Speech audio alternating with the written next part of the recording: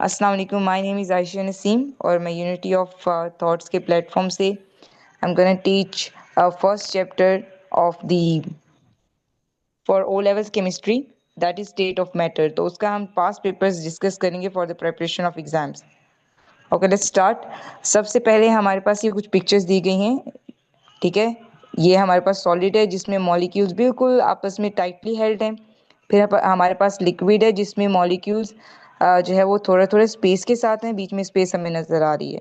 और एंड पर गैस है जिसमें जो है मॉलिक्यूल्स बिल्कुल एक दूसरे से दूर दूर होते हैं, ठीक है। तो ये स्टेट्स को हमने कन्वर्जन देखनी है कि सॉलिड से लिक्विड बने तो उसको क्या कहते हैं, लिक्विड से गैस बने तो क्या कहते हैं, और गैस से दोबारा अगर हमारे पास लिक्विड बने तो क्या कहते हैं।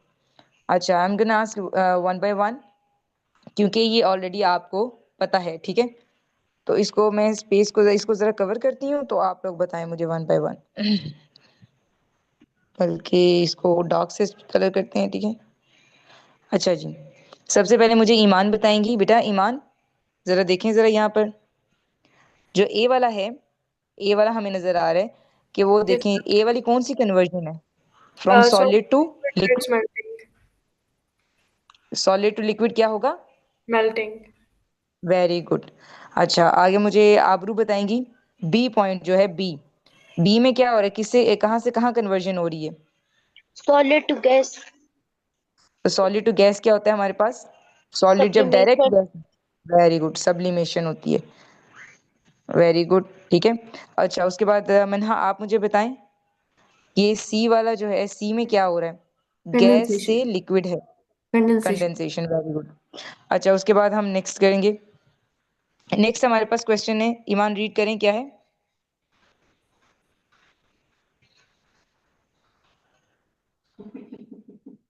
ईमान रीड करें, क्वेश्चन क्या है? Explain why energy has to be supplied to turn a liquid into a gas. अच्छा, कहते हैं कि why energy has to be supplied, कि जब हमने लिक्विड को, ये जो लिक्विड है इसको गैस में कन्वर्ट करना है, ठीक है, लिक्विड को गैस में कन्वर्ट करना है, तो हमें एनर्जी क्यों देनी पड़ती है? जाहिर सी बात है, हमें हीट करना पड़ता है ना। फॉर एग्जाम्पल लिक्विड हमारे पास वाटर है, ये लिक्विड स्टेट में है, और अगर हम चाहते हैं कि वो गैस बन जाए, गैस मीन्स उससे स्टीम बनेगी ना, स्टीम। तो ऐसे पड़े पड़े तो नहीं हो जाएगी कि हमने वाटर रखा और वो स्टीम बन गया। हमें क्या करना पड़ता है, उसको हीट करना पड़ता है। तो एनर्जी क्यों देनी पड़ती है, कोई बताना Varis, चाहेगा? इसको तो दोबारा से समझाएं please. अच्छा, क्वेश्चन है कि लिक्विड से गैस में कन्वर्ट होगा।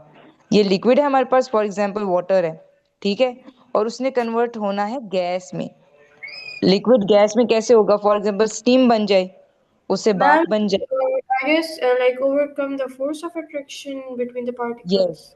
Yes, very good. जैसे कि हम देख सकते हैं ना, ये देखो लिक्विड में मॉलिक्यूल्स की फोर्सेस स्ट्रांग होती है, मतलब उसमें स्पेस थोड़ी थोड़ी है ना, स्पेस ज्यादा स्पेस नहीं है, तो इसमें इट मींस कि इनकी मॉलिक्यूल्स की अट्रैक्शन या फिर इंटरमॉलिक्यूलर फोर्स जो है वो स्ट्रांग है। गैस में अगर देखें तो मॉलिक्यूल्स आपस में बहुत ज्यादा डिस्टेंस पर हैं, तो इनकी मॉलिक्यूल्स इंटरमॉलिक्यूलर फोर्स वीक है। तो ये स्ट्रांग को वीक करने के लिए हमें एनर्जी सप्लाई करनी पड़ती है। क्यों सप्लाई करनी पड़ती है? ताकि इनकी फोर्सेस को ब्रेक किया जा सके, ठीक है। तो यही हमारा आंसर होगा कि उनकी फोर्सेस ऑफ अट्रैक्शन जो लिक्विड में है उसको ब्रेक करने के लिए या फिर ओवरकम करने के लिए। आप ब्रेक भी वर्ड यूज कर सकते हैं, और पार्टिकल्स की जगह आप मॉलिक्यूल्स भी यूज कर सकते हैं, ठीक है। ये जो आपको छोटे छोटे गोल गोल नजर आ रहे हैं इनको मॉलिक्यूल्स भी कह सकते हैं, पार्टिकल्स भी। अच्छा, उसके बाद क्वेश्चन नंबर सी वाला आप रीड करें। ये सी में क्या है question? The diagrams represent the same number of particles of a gas in two containers D and E, which have different volumes. The two containers are at the same temperature. In which container will the pressure be higher? Explain your answer. अच्छा, ये question पूछा गया है कि दोनों container में कह रहे हैं कि हमने टेम्परेचर तो सेम दिया है, लेकिन इन दोनों का वॉल्यूम डिफरेंट है। वॉल्यूम का मतलब होता है कि किसी ने कितनी, वॉल्यूम का मतलब आवाज नहीं है यहाँ पर, किसी ने कितनी स्पेस ली है वो है उसका वॉल्यूम, ठीक है। अब स्पेस देखो, डी का स्पेस ज्यादा है, यानी डी का वॉल्यूम ज्यादा है, डी का वॉल्यूम ज्यादा है, और ई का वॉल्यूम कम है। अब ये देखो वॉल्यूम ज्यादा या कम क्यों है? कहते हैं टेम्परेचर तो हमने सेम दिए, तो क्या फिर प्रेशर किसका ज्यादा होगा और किसका कम होगा? कौन बताएगा? आई गेस मैम कंटेनर ई का आई गेस जो है तो प्रेशर ज्यादा है। वेरी गुड, ठीक है। हाँ जी मन्हा, आप क्या कहने लगी थी बेटा? कंटेनर ई का ज्यादा होगा क्योंकि उसका वॉल्यूम कम है। यस, प्रेशर यानी ऊपर दबाव ज्यादा होगा तो उसका वॉल्यूम क्या हो जाएगा? कम हो जाएगा। तो ये भी इजी था कि ई का प्रेशर हमारे पास ज्यादा है और डी का प्रेशर कम है। ओके, नेक्स्ट पेज हम निकालते हैं अब। ओके गर्ल्स, ये है जी क्वेश्चन है volume and shape of liquids. Liquid का डायरेक्ट मैंने ये क्वेश्चन पढ़ लिए कि वॉल्यूम और शेप क्या होगी लिक्विड में। लिक्विड की कोई शेप तो नहीं ना होती, हमें पता है कि अगर एक ग्लास में हम लिक्विड ले लें तो वो ग्लास की शेप ले लेगा, तो शेप तो उसकी फिक्स नहीं लिक्विड एक फिक्स शेप होती है ना। है। सॉलिड की शेप फिक्स होती है, ठीक नहीं है। मैम, लिक्विड की एक फिक्स वॉल्यूम होती है और सॉलिड की शेप फिक्स होती है। हाँ वेरी गुड। तो इसका वॉल्यूम तो फिक्स होगा, यानी वॉल्यूम का मतलब कि अगर 1 लीटर हमारे पास मिल्क है तो आप बेशक 1 लीटर उसको जग में ले लो, 1 लीटर किसी पैन में ले लो, वो 1 लीटर ही रहेगा, ठीक है। तो ये मतलब है कि वॉल्यूम तो फिक्स है लेकिन शेप उसकी फिक्स नहीं होती। डिफरेंट बर्तन में डालोगे तो वो उसकी शेप ले लेगा, डिफरेंट हो जाएगी उसकी। अच्छा, ये फिर वही आगे कि आपने कंपेयर करना है सॉलिड, लिक्विड और गैस को। सेपरेशन ऑफ पार्टिकल, पीछे देखिए कि सॉलिड में बिल्कुल ऐसे क्लोजली प्लेस्ड हैं, इनको हम जल्दी जल्दी डिस्कस कर लेते हैं, ये इजी वाले हैं, ठीक है। और गैस में जो पार्टिकल्स हैं वो बिल्कुल एक दूसरे से सेपरेट है, यानी वो टच भी नहीं कर पा रहे एक दूसरे को। मैम यहाँ पर सॉलिड में क्लोजली पैक्ड लिखा हुआ है और मेरे पास टाइटली पैक्ड लिखा हुआ, बस ठीक है नहीं? हाँ ठीक है, कोई मसला नहीं, टाइटली पैक क्लोजली सेम होती है चीज। अच्छा, अरेंजमेंट ऑफ पार्टिकल्स, पार्टिकल्स की अरेंजमेंट कैसी है? सॉलिड में तो रेगुलर अरेंजमेंट, रेगुलर। यस। और जो है इसमें रैंडम है लिक्विड में, और गैस में तो उनकी अरेंजमेंट क्या है? वो कांटेक्ट में नहीं है, यानी फिर अगेन हम नॉट टचिंग भी लिख सकते हैं। यस कांटेक्ट का मैम। मतलब ये है ना कि एक दूसरे को टच कर रहे हो। अच्छा, फिर उसके बाद है मूवमेंट ऑफ पार्टिकल्स। मेरे पास सॉलिड जो में मूवमेंट नहीं होती। मैम मेरे पास जो सेपरेशन ऑफ पार्टिकल्स में जो गैस वाला है उसमें नॉट नॉट इन कांटेक्ट लिखा हुआ है, और अरेंजमेंट ऑफ पार्टिकल्स में रैंडमली अरेंज्ड। अच्छा, अरेंजमेंट ऑफ पार्टिकल्स में रैंडमली अरेंज्ड। अच्छा, ये भी लिख सकते हैं कि उनकी फिर यहाँ पे लिखते हैं नो अरेंजमेंट, कि कोई अरेंजमेंट ही नहीं है गैस में, ठीक है, कोई अरेंजमेंट ही नहीं है। फिर मूवमेंट की बात करें तो सॉलिड सिर्फ अपनी जगह पर रह के वो पार्टिकल जैसे टाइटली पैक होते हैं, मूव करना चाहते हैं लेकिन वो मूव ही नहीं कर पाते, तो दे वुड जस्ट वाइब्रेट, सिर्फ वाइब्रेशन होगी। लिक्विड में लिटिल बिट ऑफ मूवमेंट, और गैस में तो आप लिख सकते हो फ्रीली मूव। उसमें तो रैंडम होती है। हाँ, फ्री मूवमेंट या रैंडम मूवमेंट। अच्छा जी, उसके बाद है name the following changes of state. Ice turning into, melting. हाँ सिंपल है, मेल्टिंग होगी। फिर carbon dioxide solid turning into gaseous, solid सब। से गैस सब्लिमेशन, डायरेक्ट सॉलिड से गैस में सब्लिमेशन। अदरवाइज अगर वो स्टेप बाय स्टेप जाती तो पहले मेल्टिंग होती फिर बॉइलिंग होती, डायरेक्ट है तो। अच्छा जी, उसके बाद है ये ग्राफ हमें कुछ शो किया गया है, ग्राफ में है टेम्परेचर है वाई एक्सिस पर और टाइम हमारे पास एक्स एक्सिस पर। और ये आहिस्ता आहिस्ता टेम्परेचर कम हो रहा है, यानी ये चीज़ हम ये कूल डाउन हो रही है।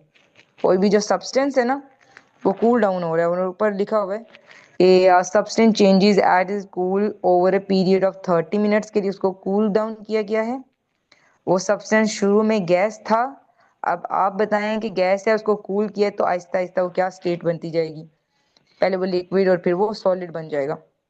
हम अच्छा, वन ग्राफ बाय वन। समझा दें।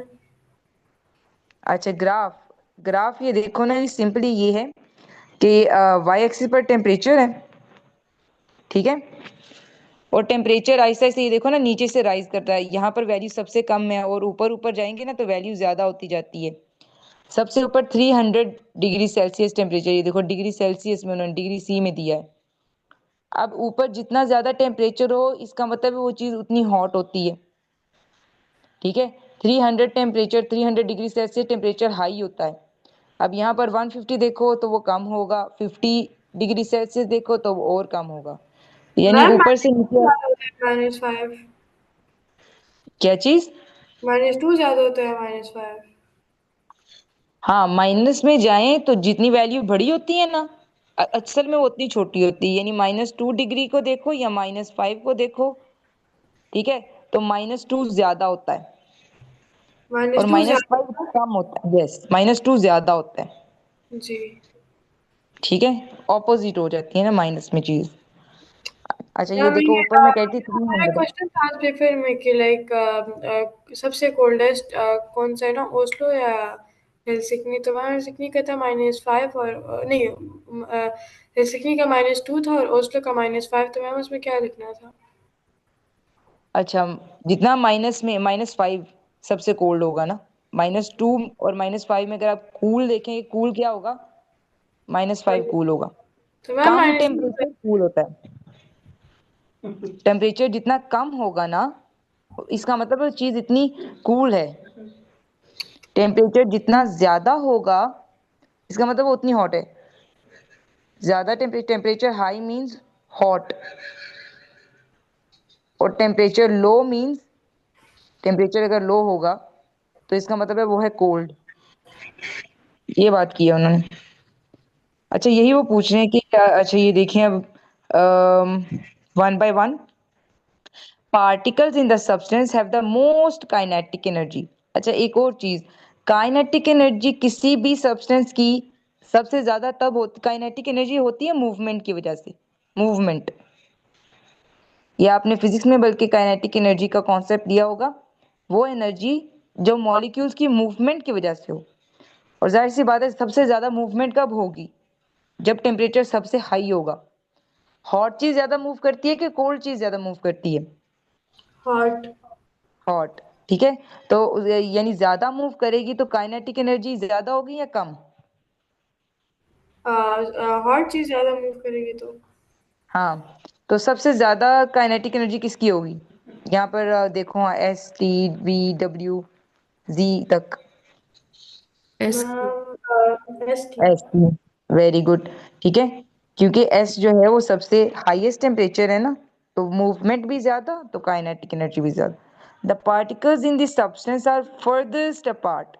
फर्देस्ट मतलब सबसे ज्यादा दूर दूर कहाँ होंगे पार्टिकल्स? कैसे? अच्छा ये देखो, ये सारी चीजें रिलेटेड है। उन्होंने कहा कि वो जब सब्सटेंस स्टार्ट पे हमने उसको कूल डाउन स्टार्ट किया ना यहाँ से, ठीक है, स्टार्ट यहाँ से हो रहा है एस से, तब वो गैस था। गैस का मतलब पार्टिकल्स दूर दूर हैं। जब पार्टिकल्स दूर हैं तो आपने कुछ पॉइंट्स याद रखने हैं, दूर हैं तो मूवमेंट भी ज्यादा है। मूवमेंट ज्यादा है, इट मींस काइनेटिक एनर्जी के ई लिख रही हूँ मैं, हाई है।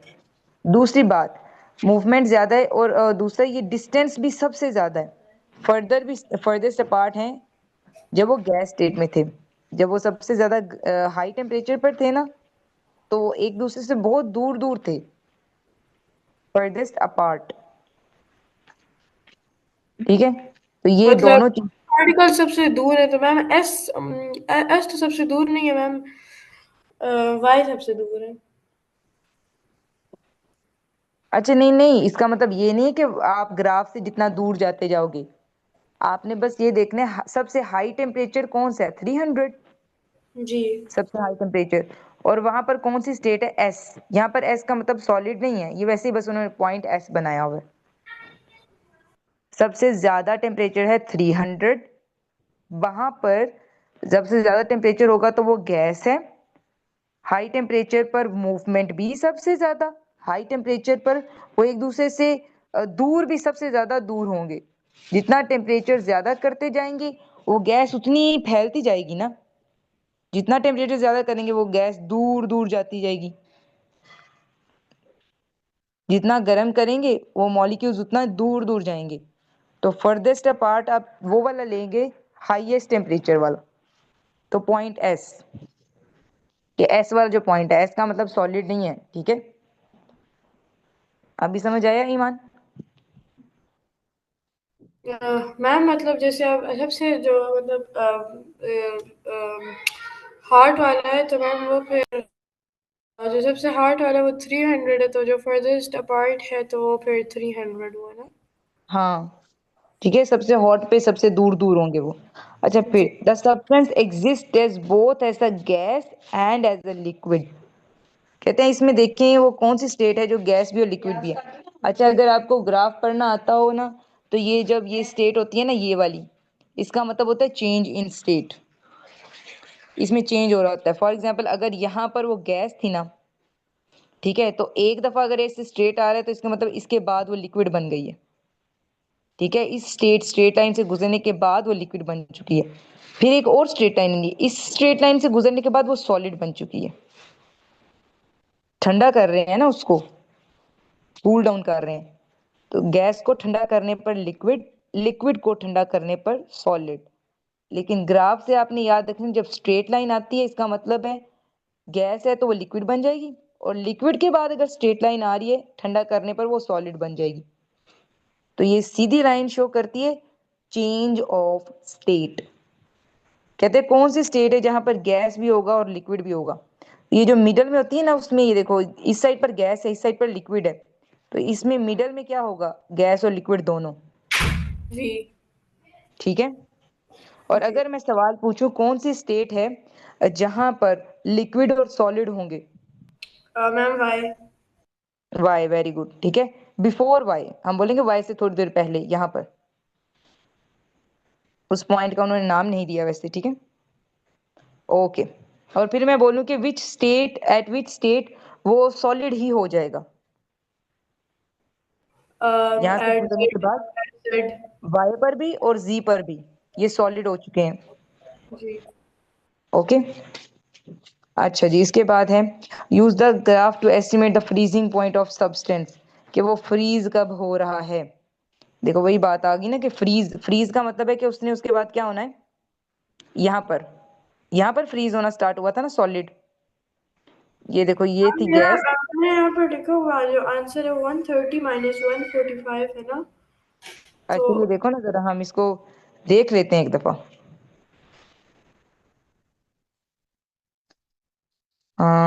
सॉरी, इसको दोबारा ही लिखना पड़ेगा मुझे, जस्ट वेट। अच्छा यहाँ से हम स्टडी करते हैं इसको, फिर से देखते हैं। यहाँ पर थी बेटा गैस स्टेट, गैस क्योंकि उन्होंने बताया है। इसके बाद ये बन गई है लिक्विड, ठीक है, और यहाँ ये बन गई है सॉलिड। अब उन्होंने फ्रीज पूछा है, फ्रीज हो के सॉलिड होती है ना कोई चीज, तो कहते हैं फ्रीजिंग पॉइंट क्या होगा। इसको ऐसे ग्राफ को ना हम सीधा ले जाएंगे, यहाँ पर चीज फ्रीज होना स्टार्ट हुई है। यहाँ अगर हम देखें तो वो 150 के पास पास है, लेकिन 150 से कम है, तो आप बोलोगे ऑलमोस्ट 140। ठीक है, हाँ 1.5। 150 के नीचे है ना, 150 के नीचे है। ये देखो इसको स्ट्रेट लाइन करो, तो ये 150 को बिल्कुल ऐसे मैच नहीं कर रही। मैम अगर 150, 145 करें तो वो ज्यादा करीब नहीं होगा। हाँ आप कह सकते हो ना नियर टू 140, कि 140 और 130 के पास पास है, एवरेज निकालो तो 145, 135 सॉरी। इतना ही है ना, बस आपने वो करीब करीब का बता दोगे, क्योंकि एग्जैक्ट तो नहीं बता सकते, एस्टिमेट उन्होंने बोला है। एस्टिमेशन में हम करीब करीब बता सकते हैं, एग्जैक्ट नहीं बता सकते। ये देखो 150 से बिलो 140 हो सकता है। अच्छा आगे देखें, name the change of state directly from solid to gas. अच्छा ये क्वेश्चन बार बार आ रहा है कि डायरेक्ट सॉलिड से गैस में जाए तो उसको क्या कहते हैं। सब्लिमेशन। यस। अच्छा उसके बाद है when smoke is viewed through a microscope smoke particles appear to jump around. अच्छा movement of smoke particles, smoke particles वो भी तो गैसियस स्टेट में ही होंगे ना। मैम ब्रोनीन मोशन क्या होता है? ब्राउनियन मोशन कहते हैं रैंडम मोशन को, ब्राउनियन मोशन, रैंडम मोशन। जी। कैसे बेतरतीब जो होती है, इरेगुलर, दाएं बाएं लेफ्ट राइट अप डाउन, उसको आप रैंडम मोशन भी लिख सकते हो, लेकिन हम स्पेशली ब्राउनियन मोशन। गैस की मोशन भी क्या होगी, अगर आपको आए गैस पार्टिकल्स की motion, is gas particle motion a Brownian motion or not. It is, I guess, it's yes, Brownian. Yes, Brownian. अच्छा explain why smoke particles move in this way. कहते हैं ये स्मोक पार्टिकल्स ऐसे क्यों move करते रहते हैं? मैम कैसे?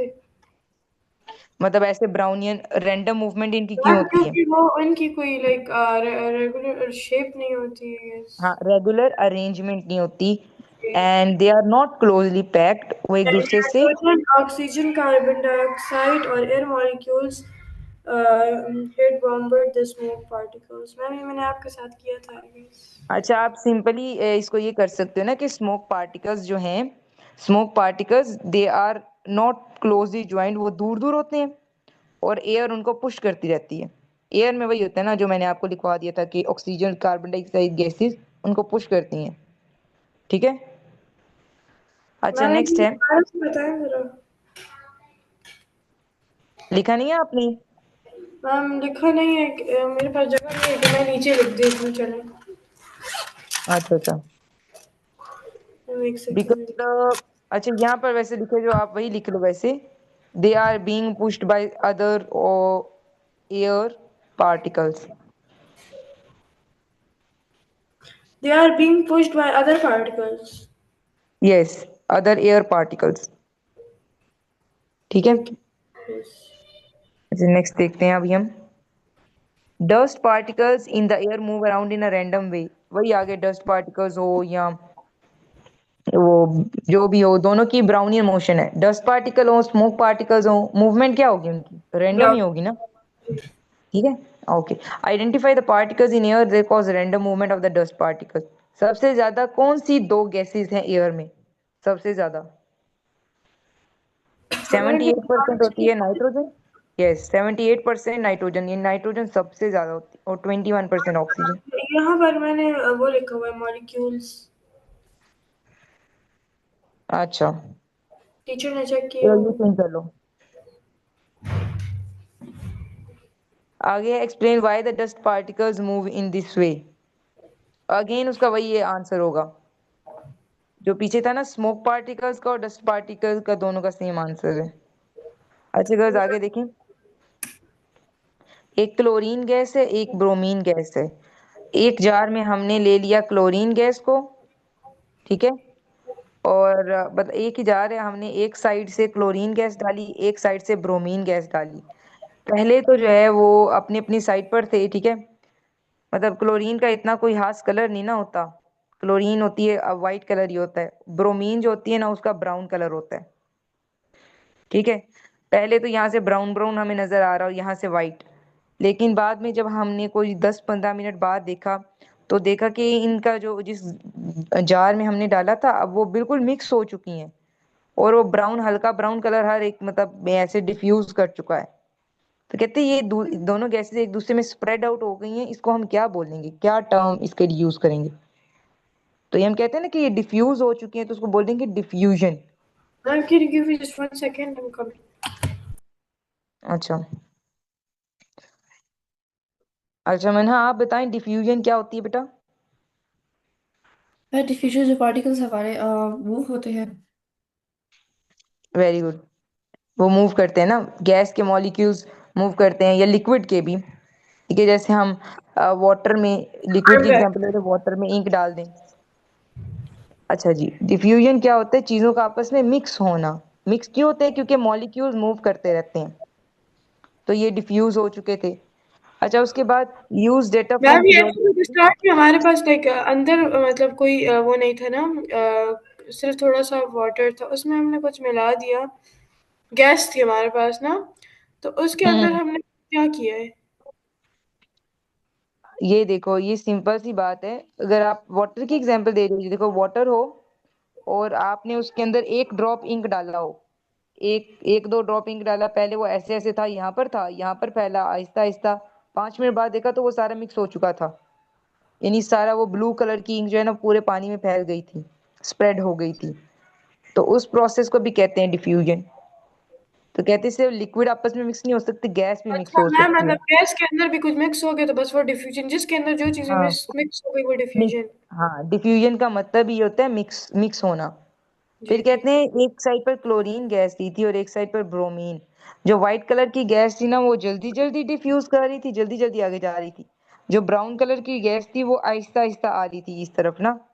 तो कहते हैं why bromine is diffusing like at the takes longer time, why bromine takes longer time in the gas jar than chlorine, कि ब्रोमीन आहिस्ता आहिस्ता क्यों आ रहा था। तो हम बोलेंगे क्योंकि ब्रोमीन जो है उसका उनका पीरियोडिक टेबल यूज करें कि ब्रोमीन जो है उसका वेट ज्यादा होता है, मॉलिक्यूलर वेट या फिर मॉलिक्यूलर मैस। हम बोलेंगे उसका मैस हैवी है, ज्यादा है, तो हम सिंपली बोलेंगे कि वो हैवी गैस है। ब्रोमीन हैवी गैस है, क्लोरीन लाइट वेट है, इसलिए। ठीक है, क्योंकि ब्रोमीन का मैस ज्यादा है। समझ लग गई है।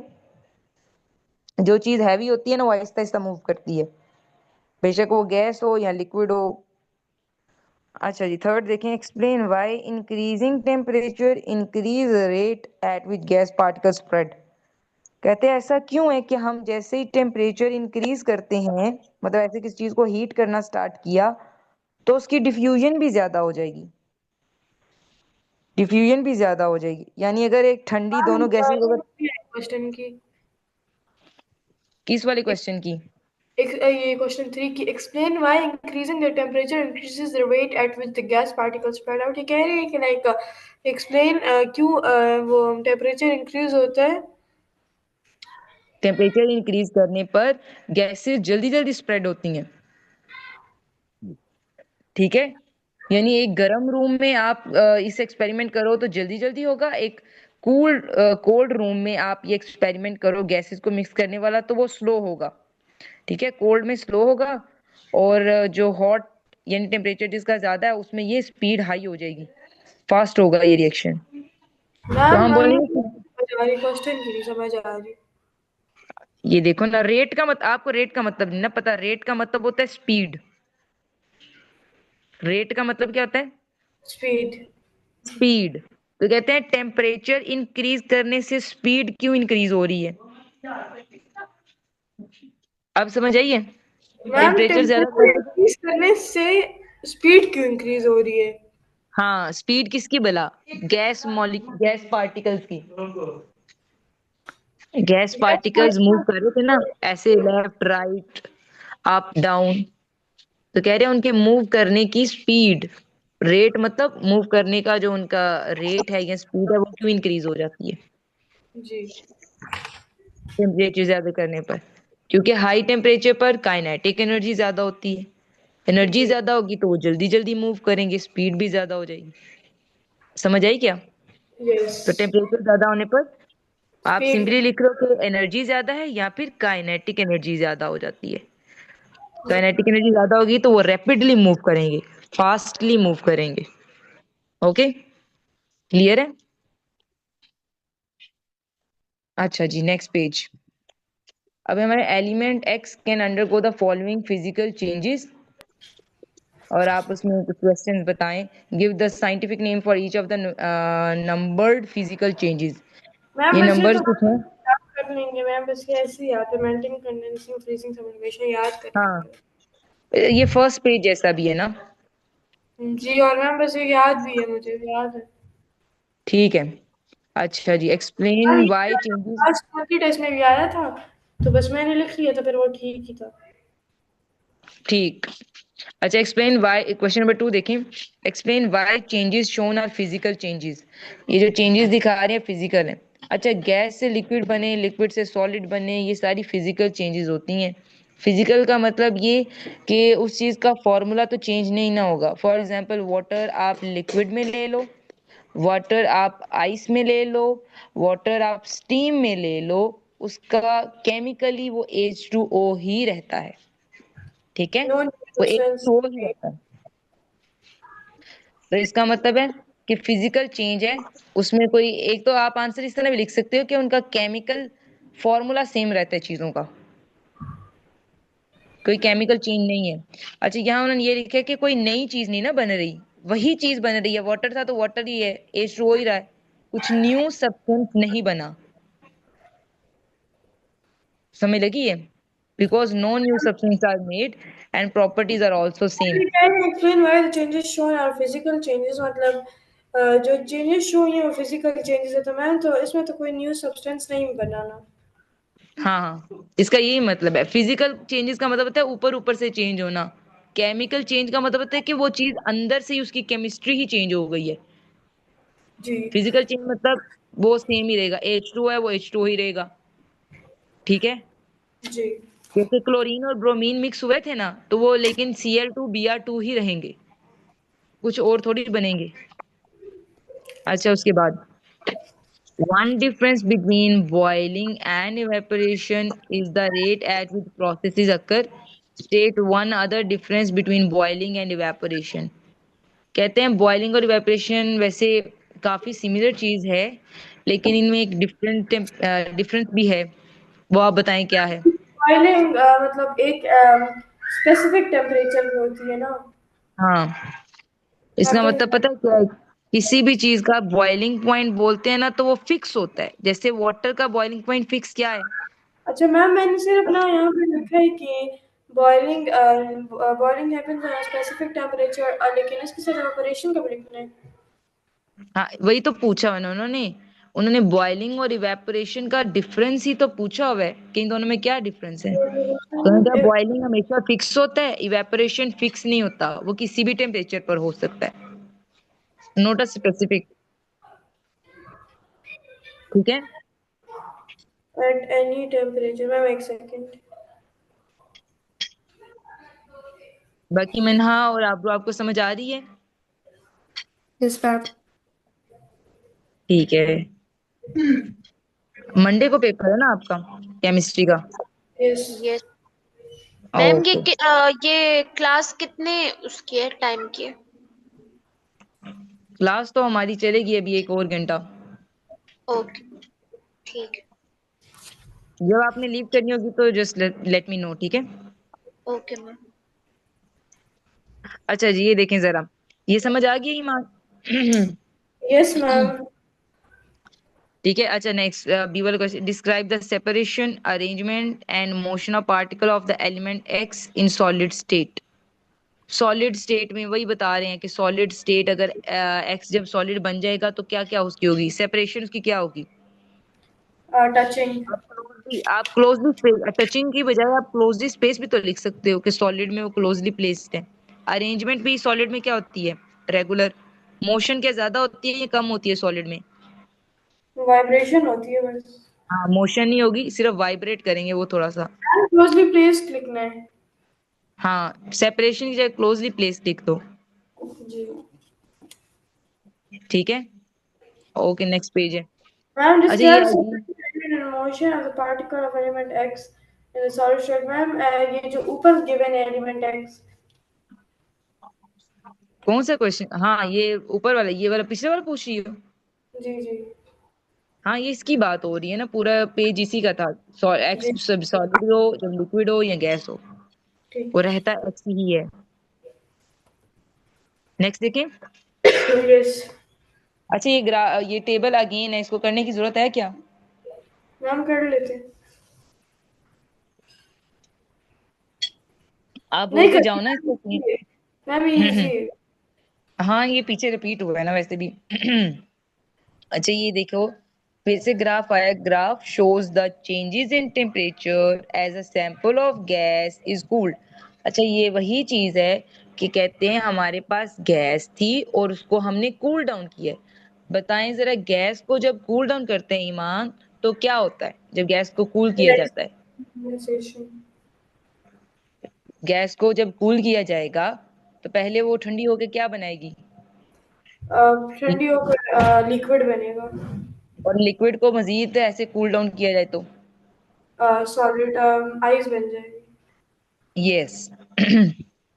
अब ये देखो जरा, ये देखो यहाँ पर टेम्परेचर, ये देखो ये टेम्परेचर की होती है लो वैल्यू, ये जीरो समझो। और ऐसा ऐसा सबसे हाई टेम्परेचर यही होता है ना। जी। सबसे हाई टेम्परेचर ये सेम वैसा ही है, बस इसकी वैल्यूज नहीं लिखी। जैसे पीछे वाला की है ना, वैसा ही है। यहाँ पर जो है ना, ये देखो यहाँ से ग्राफ स्टार्ट हो रहा है, यहाँ से नहीं हो रहा। ये वाला ग्राफ यहाँ से स्टार्ट हो रहा है। तो यहाँ पर कौन सी स्टेट है, मुझे ये बताओ, जब टेम्परेचर सबसे ज्यादा हो। टेम्परेचर सबसे गर्म हो रहा है, ये चीज ठीक है, गर्म है बिल्कुल। तो वो कौन सी स्टेट होती है, सॉलिड, लिक्विड या गैस? सबसे गर्म हो जाए। मैम सबसे सोच। क्या? हाँ बताएं बताएं। सबसे गर्म जो होगी हाँ 300। हाँ, तो तब वो कौन सी स्टेट थी सबसे गर्म पर, सॉलिड थी या लिक्विड थी या गैस थी? थी, एक सेकेंड मैम, मुझे लिखना पड़ेगा। मैम थी गैस। Gas, very good. वो क्या थी, गैस थी, ठीक है। अब आप मुझे बताओ, ये देखो गैस थी ना, फिर मैंने कहा जब ये एक स्ट्रेट लाइन से गुजरती है, यानी अब स्टेट इसकी चेंज हो गई है, अब ये गैस से क्या बन जाएगी? गैस से ये liquid. Liquid, very good. B पे ये क्या बन गया, लिक्विड। अच्छा, फिर ये स्ट्रेट लाइन में गुजरी है, फिर अब ये क्या बनेगी? सॉलिड। सॉलिड, ठीक है। ये पहले हमें पता होना चाहिए। अब वो कह रहे हैं name the change of state from A to B. A से बी में जाते हुए क्या हुआ है? ए से बी में जाते हुए वो क्या बनी है? पहले यहाँ से कॉन्सेप्ट देखो, ए से बी जाते हुए क्या बना है? मैम ए से बी तो मैम कंडेंसेशन ना मैम, जैसे गैस से लिक्विड तो कंडेंसेशन होता है। वेरी गुड, गैस से लिक्विड तो कंडेंसेशन, ठीक है। जी। अच्छा नेक्स्ट हम देखते हैं, बस ये इतना ही पूछा उन्होंने। कहते हैं एक बॉटल थी परफ्यूम की, वो जो है वो ओपन ही रह गई in front of the room. अब परफ्यूम की जो स्मेल है वो हर जगह आफ्टर सम टाइम पूरे रूम में परफ्यूम की स्मेल फैल गई है। तो कौन सी दो फिजिकल प्रोसेस हुए हैं परफ्यूम के? मैम एक तो मैम जो फैल गई है तो वो तो डिफ्यूजन हो गई। हाँ, फैलना होता है डिफ्यूजन। और अब ये देखो गैस जो है ना वो ऐसे पड़ी थी ना, मतलब हो सॉरी, ऐसे परफ्यूम पड़ी थी, तो उसमें से आहिस्ता आहिस्ता खुद ही वो निकल रही है, ठीक है। तो उसका क्या मतलब होता है कि खुद बहुत अंदर से निकल रही है ऐसे, मैम तो फिर वो निकल रही, एवेपोरेट हो रही है। इवेपोरेट हो रही है, क्योंकि परफ्यूम जो है वो अंदर तो लिक्विड है ना, बाहर आते जी। ही क्या हो गई है, गैस बन गई है। तो गैस। इवेपोरेट हो रही है, ठीक है। जी। ओके, नेक्स्ट है हमारे पास ये फिर से वही है कि अमोनिया गैस जो वो स्प्रेड हो गई है लेबोरेटरी में, और उसकी स्पंजेंट स्मेल यानी गंदी सी स्मेल आ रही है अमोनिया गैस की पूरी लेबोरेटरी में। कहते हैं कौन सा प्रोसेस है जिसकी वजह से अमोनिया की गैस ऐसे स्प्रेड हुई है? जब भी आप देख लो ना डिफ्यूजन। स्प्रेड हो रहा है या कोई चीज मिक्स हो रही है, वो तो वो होती डिफ्यूजन। है। हाँ, वेरी गुड। फिर कहते हैं explain using ideal ideas about particle, why ammonia gas spread. Ammonia gas spread क्यों हुई थी? क्योंकि वो एक तो ये ना गैसियस फॉर्म में है, ठीक है, तो वो मैम the हमेशा particles particle spread move because करते रहते air particles push the ammonia particles to spread. I mean, particles move from an area of high to low concentrations, or particles move randomly. हैं। आप इसका concept मुझे बताओ ना, ammonia gas क्यों फैल गई? फॉर एग्जाम्पल ये मैम देखो अमोनिया, इसके एक ये फैलने अमोनिया का का वो पार्टिकल, एक एक ये अमोनिया का। मैम वो एक लाइक हाई कंसंट्रेशन के एरिया से लो कंसंट्रेशन के एरिया पर। वेरी गुड, वेरी गुड, ठीक है। तो उसको डिफ्यूजन भी कहते हैं। अच्छा, और ये भी है कि एक दूसरे मैम से वो यहाँ पर मूव हम कर रहे थे। सिर्फ डिफ्यूजन लिख सकते हैं। नहीं नहीं, वो कह रहे हैं ना एक्सप्लेन, तो हम सिर्फ नेम थोड़ी लिख सकते हैं, जब उन्होंने नेम बोला तो नेम लिखेंगे, एक्सप्लेन में थोड़ा एक्सप्लेन करेंगे। अच्छा आगे देखो, why carbon dioxide will spread throughout laboratory at a slower rate than ammonia. कहते हैं अमोनिया जो कार्बन डाइऑक्साइड है वो क्यों स्लो रेट पर स्प्रेड करती है, और अमोनिया जो है वो जो है वो जल्दी स्प्रेड करेगी? हम समझ नहीं आए एकदम दोबारा से। कहते हैं जो कार्बन डाइऑक्साइड है जी जी। वो जो है वो स्लो रेट पर, यानी स्लो रेट, रेट का मतलब क्या है मैंने आगे बताया था, रेट रेट वो स्पीड। स्पीड। तो कहते हैं उसका जो स्प्रेड होने का जो स्पीड है, स्प्रेड होने की स्पीड स्लो है। Carbon dioxide slow slow spread करेगी। जी। अब खुद ही सोचो, कार्बन डाइऑक्साइड CO2 स्लो क्यों स्प्रेड कर रही है, स्लो क्यों है? क्योंकि उसके मॉलिक्यूल्स हैवी हैं। हैवी है। और अमोनिया NH3 देखने में तो लग रहा है ना इसमें 4 एटम है, ये हैवी होगा, लेकिन वो क्या है, उससे लाइट वेट है, ठीक है, लाइट वेट होगा। लाइट वेट चीजें जल्दी मूव करती है ना। अच्छा आगे देखते हैं, give the name of the process that is used. ये आप लोगों ने किया हुआ है, यस मैम मैंने किया हुआ। ओके, तो कहते नो हैं मैम, हमने नहीं किया। मैम मैंने किए, आपके साथ ही। ये मैम ने कहा था कि ये अभी वाले चैप्टर्स में नहीं है, तो ये आप मत करें, और फिर ये आगे एक्सक्लूडेड। वही आपने मैं कह किया रही नहीं था। हूँ, इसमें पॉलीमराइजेशन वाला कॉन्सेप्ट है, तो वो यस मैम, तो फिर ये हमने पेपर पॉलीमराइजेशन आता है, नीचे में फ्रैक्शनल डिस्टिलेशन आता है, फिर सी में फर्मेंटेशन आता है, फिर डिस्टिलेशन आता है डी में, फिर ई में इलेक्ट्रोलिसिस आता है, एफ में क्रोमेटोग्राफी आता है, एंड जी में फिल्ट्रेशन होता है। मैम ये हमने नहीं ये पढ़ा सबने नहीं हुआ। पढ़ा हुआ। मैम ये मैंने ठीक आपके है। साथ। ठीक है, तो मैं ये पूछ रही हूँ कि मैम ने ये पेपर्स के लिए करना है या नहीं? नहीं, ये नहीं फाइनल करना हमारे है मैम, हमारे सिलेबस में चलो नहीं है। ठीक है। एक्सक्लूडेड है। पॉइजन वालों ने किया हो फिर। अच्छा, इसको हम स्किप कर देते हैं ना, ये पेपर में मन्ना, नहीं आ रहा तो। जी। मन्ना, क्या जी। पता पॉइजन वालों ने किया हो। नहीं नहीं, हमारे इसके ऊपर देखो, ये पेपर 4 3 के लिए है ना, तो ये हमारे सिलेबस में नहीं है। तो ये 4 2 हमारा होगा हमारा। ये पेपर 2 प्रैक्टिकल होता है। है, पेपर 4 होता है। हाँ, ये प्रैक्टिकल टेक्निक है वैसे भी ना। अच्छा, आगे देखें। फिर अगेन वही है बेटा, इसको वही वो पूछ रहे हैं कि बताएं पार्टिकल किस में टच कर रहे हैं, उस जिसमें कर रहे हैं उसमें टिक कहते लगा। रैंडम मूवमेंट किस में है, सॉलिड में नहीं है। जी ठीक मैम है, ये बाकी दोनों। रेगुलर अरेंजमेंट किस में है, सिर्फ सॉलिड में ही रेगुलर है, बाकी क्रॉस। ठीक है। जी बी वाला देखते हैं। सब्सटेंसेस कैन चेंज स्टेट, कहते हैं चीजों की स्टेट चेंज हो जाती है। Boiling and evaporation are two ways. Boiling और इवेपोरेशन में क्या होता है मैम ये कि लिक्विड। दोबारा से आया है, boiling happens at specific temperature and हाँ बॉइलिंग हैज हाँ, बीन लाइक ठीक बॉइलिंग है हैज। ठीक है। अच्छा, ये भी दोबारा ही आया है, कंडेंसेशन और सब्लिमेशन अगेन है। ठीक है। अच्छा, ये अब ये देखो, ये उन्होंने ग्राफ बनाया है और कह रहे हैं कि शो करें अब। Boil at substance boil at X, X पर वो बॉयल हो रहा है। ठीक है। और मेल्ट हो रहा है वाई पर। तो आप बता दो कि complete the graph to show the change in temperature over the substance cools from A to B. तो ए से बी में जाते हुए, यानी ए से बी में जाते हुए, यहाँ से फुल जाते हुए। अब आपने हमेशा याद रखना है, जब भी कोई ग्राफ ऊपर से स्टार्ट हो, ऊपर से स्टार्ट होके नीचे आए। ठीक है। तो सबसे जी पहले ऊपर स्टेट यानी हाई टेम्परेचर है, ये देखो, ये टेम्परेचर वाला है ना, नीचे टेम्परेचर होता है लो, ऊपर सबसे हाईएस्ट, हाईएस्ट टेम्परेचर पर, यानी जब बहुत ज्यादा ऐसे गर्म हो, बिल्कुल हॉट हो वो जो है वो प्लेस, तो वहां पर क्या चीज एग्जिस्ट करेगी हॉट चीज पर, गैस, लिक्विड या सॉलिड? मैम गैस, क्योंकि गैस सबसे टॉप पे जो है तो हॉट होता है तो गैस, और फिर हाँ गैस के हाँ, बाद लिक्विड तो वो कंडेंसेशन हो जाएगा, और लिक्विड के बाद सॉलिड तो वो फ्रीजिंग हो जाएगा। Freezing, very good. और आपने अब ये इजीली याद कर लेना कि जब भी कोई चीज स्ट्रेट लाइन से गुजरे, that is change of state, state change हो जाएगी। जी ठंडा करेंगे तो गैस से लिक्विड, और लिक्विड को मजीद ठंडा करेंगे फिर स्ट्रेट लाइन सॉलिड। अच्छा, इसका ऑपोजिट भी तो आ सकता है ना, ऑपोजिट अगर ऐसे आ जाए, रुको मैं जरा बनाती हूँ। ऑपोजिट अगर आ जाए, इस तरीके से ग्राफ बनाओ, और अब ग्राफ हो स्टार्ट ऐसे, ऐसे, फिर ऐसे, फिर ऐसे, फिर ऐसे, और फिर अगेन यहाँ पर तो है ना टेम्परेचर, और यहाँ पर है हमारे पास स्टेट, सॉरी टाइम।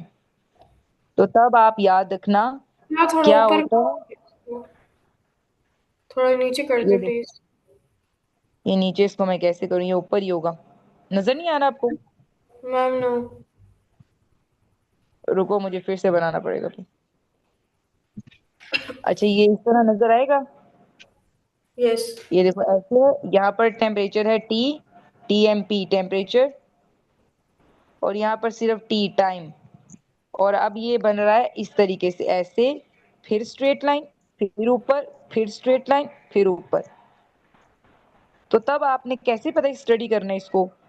स्टडी करने का तरीका ये है कि यहाँ पर देखो, यहाँ पर टेम्परेचर ज्यादा या कम, सबसे नीचे टेम्परेचर ज्यादा या कम? कम। कम है। तो ठंडी ठंडी चीज पर क्या होता है, solid, liquid, gas? Solid. Solid. अब इसके बाद देखो, सॉलिड के बाद जब वो स्ट्रेट लाइन से गुजरे तो उसके लिक्विड। बाद वो यहाँ पर क्या बन जाएगा? लिक्विड।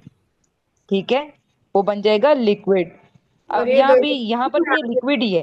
अब और फिर लिक्विड जब के उसको बाद ये फिर से स्ट्रेट लाइन के बाद गुजरे, सुपर बिल्कुल हॉट हो जाता तो वो गैस हो जाएगा।